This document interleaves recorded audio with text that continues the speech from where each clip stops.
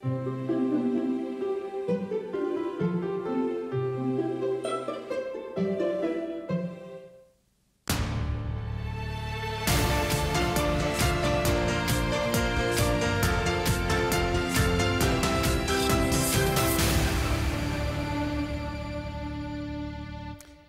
and welcome to KMTV.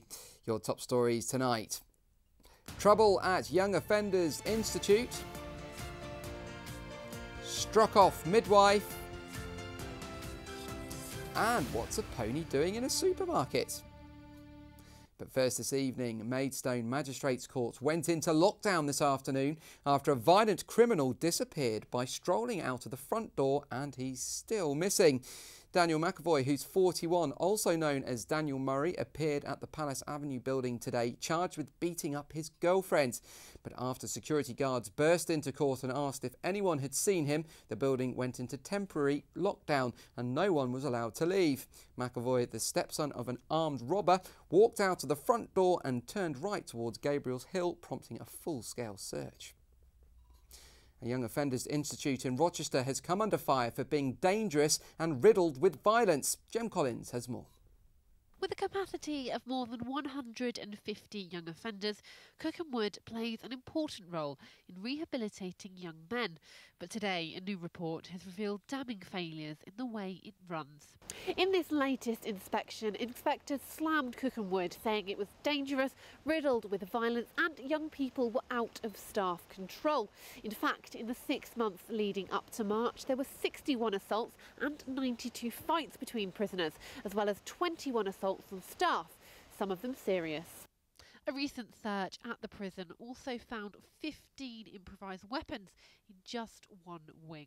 The report, however, did praise staff for bravely protecting boys from attacks, but there was an overall lack of experienced employees.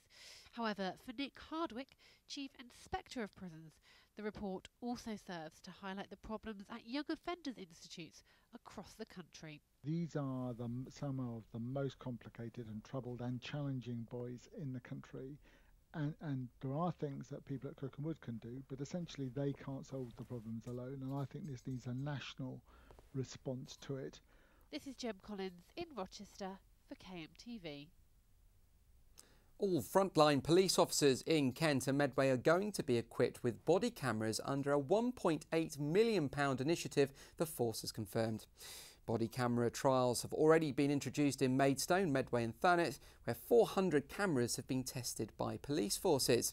The scheme will now be extended to every other area in the county, with 1,600 new cameras bought with the money the force has made by selling off land and buildings. Anne Barnes, the Police and Crime Commissioner for Kent, said she expected every frontline officer would be going out on patrol with cameras by the end of next March. A midwife has been struck off after saying she was too busy with paperwork to come and help a high-risk patient whose baby was in danger of dying. Adon Gregory has the details. Paulette Virrell-Taylor was a midwife here at Medway Maritime since 2006, but in 2014 she put a patient and her unborn baby's life at risk. A contact hearing has found. A former student of Miss Taylor gave evidence at an inquiry stating how the patient needed to go for an induced labour, but before doing so needed a CTG scan. The CTG scan revealed the baby's heart rate was running slower than normal and needed urgent attention. However, Miss Taylor said she was too busy with paperwork to attend such a matter. She has since been struck off.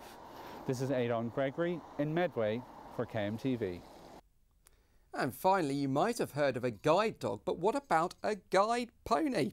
Shoppers in a little store in Ashford couldn't believe their eyes when they spotted a pony being led down the aisles. Browsing the New Street store yesterday, the owner appeared to be blind and the pony was wearing a fluorescent jacket, the kind that is usually donned by guide dogs. The pair wandered along the aisles at around 3 o'clock yesterday before being thrown out by security staff. One shopper said the incident looked to be little more than a prank. Well, towns across the county have been hit by heavy rain and flooding after a weather warning which remained in place for most of the day. Motorists faced difficult conditions as heavy and thundery showers moved across Kent, causing surface flooding and disruption on the roads, with crashes on both carriageways of the M20. The heaviest flooding came to towns on the coast, with several roads in Margate inaccessible to both cars and pedestrians. Conditions have now eased though, with the Met Office lifting the weather warning by 3 o'clock this afternoon. So let's just have a quick look at what the weather's doing this evening. As you can see, the rain's going to be back around for most of the night, with highs of 13 degrees.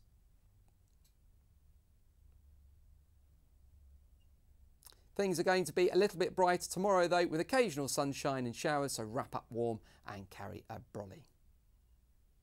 Well, that's it from us this evening. We'll be back tomorrow with more news from across the county. Have a great evening. We'll see you soon. Good night.